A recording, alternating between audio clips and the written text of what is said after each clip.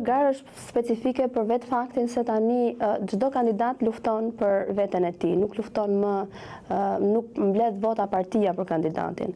Çfarë do të thotë që kjo mënyrë organizimi rikthen meritokracinë në parlament. Njerëzit kanë më në fund mundësinë që të ndihen të përfaqësuar nga kandidati, duke qenë se do të votojnë kandidatin e tyre të preferuar. Kjo garë eviton edhe atë stereotipin e krijuar më parë nga deputetët që lëviznin me bodyguarda apo me shofer, pra ishin pothuajse të paprekshëm. Tani njerëzit ndjehen të përfaqësuar, njerëzit ndjehen që kandidati është njëri nga ata. Ndjehen që kandidati do të mbrojë interesat e veta dhe duke bërë këtë gjë do të mbrojë interesat e fëmijëve të vet dhe të fëmijëve të tyre. Pra do të luftojë për ata njësoj si për vete.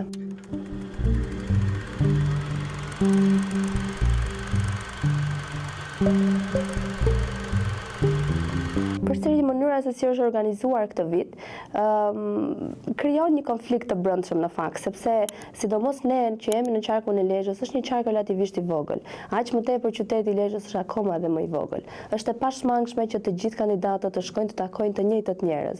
Dhe është e pashmangshme që të ndjehesh keq për këtë, sepse duket sikur po shkel territorin e dikujt tjetër që ndoshta nuk është vetëm i joti. Ndërkohë, edhe njerëzit besoj që e kanë po të njëjtin konflikt në vetvete, se duke qenë një vend i vogël, edhe njerëzit ndjehen pak të kufizuar, sepse ndoshta njohin më shumë se një kandidat, do donin të mbështesnin më shumë se një kandidat.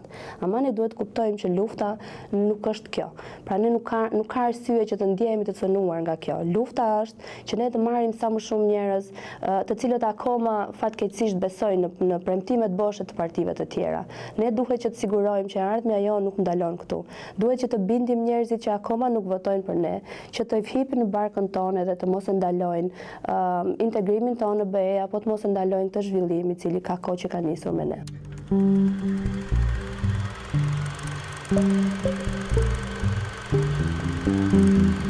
Të them të drejtën, duke qenë shumë i përfshirë në fushatën që po bëjmë ne, realisht ne nuk japim rëndësi dhe nuk shohim ndonjë prezencë, po them, sfiduese.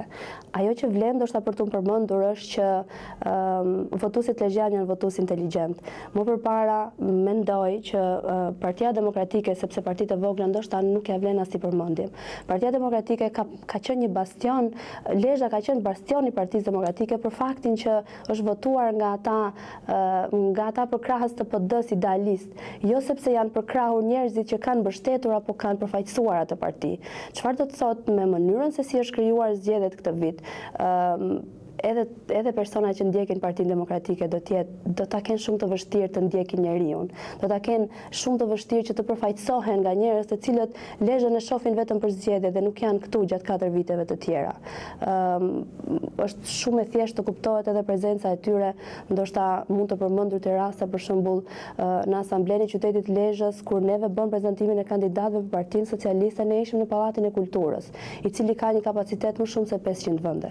Partia Demokratike e organizoi këtë takim në shtëpinë e Pionierit, qendrën kulturore të fëmijëve. Kapaciteti aty është më pak se 200 karrike. Ose takimet që ne bëjmë me njësi, pothuajse bëhen në të njëjtat lokale. Ne përfaqësohemi, kemi pjesëmarrje më shumë se 200 veta. Partia Demokratike, të gjitha fotot nëse i shohim edhe në mediat e tyre sociale, drejtohen akoma nga podiumi. Pra ata akoma fotografojnë veten dhe nuk fotografojnë njerëzit që vinë për t'i parë ata. Mund të vazhdoj pafund me shembuj, nuk ja vlen.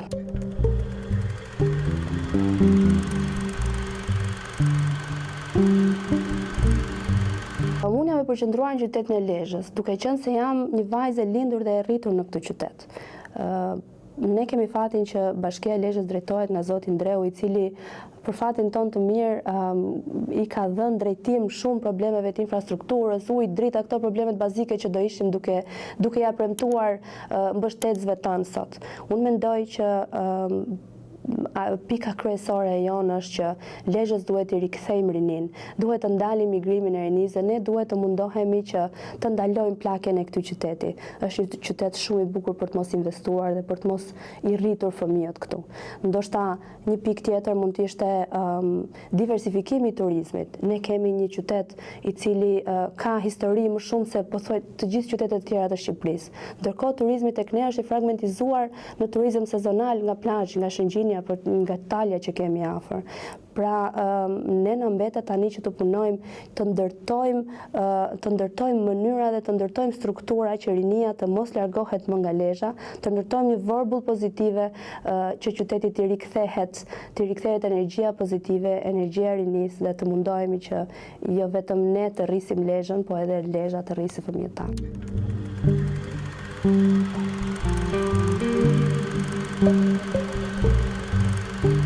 Unë nuk besoj në premtime, në slogane. Unë mendoj që jam ky njeriu që njerëzit ndjehen që do ta kenë shoqe edhe mbrapa.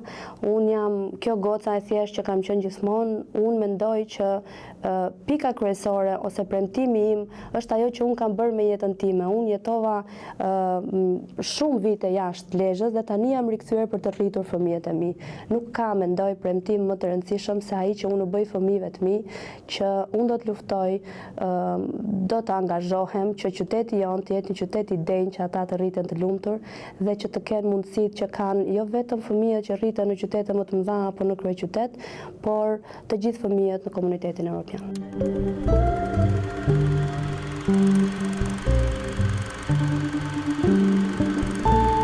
Mesazhi elektoral do të ishte le të ndihmojmë bashkë Lezhën të rrisi fëmijët tanë dhe njëkohësisht fëmijët tanë të jetojnë këtu për të arritur Lezhën.